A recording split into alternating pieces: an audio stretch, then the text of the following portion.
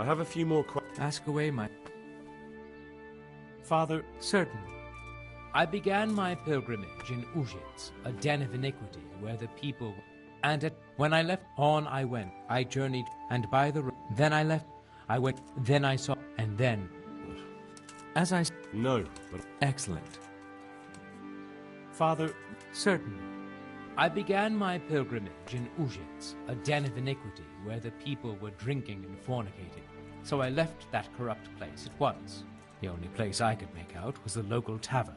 And at once I saw another abomination, the temple of the bride of the Antichrist, with the proud Babylonian tower. I went past it quickly towards the rising sun. When I left the village, I came upon a crossroads and didn't know which way to go.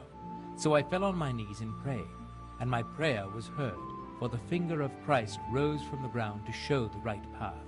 On I went, through this sinful land, and suddenly I heard the sound of 1,000-headed crowd at work, and I saw their queen and their towers.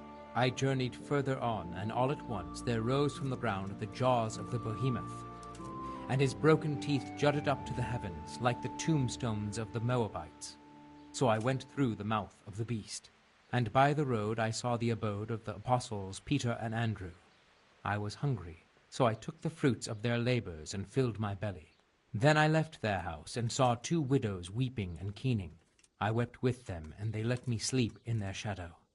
I went further along the edge of the world, and saw the ribs of the great Leviathan washed up by the sea.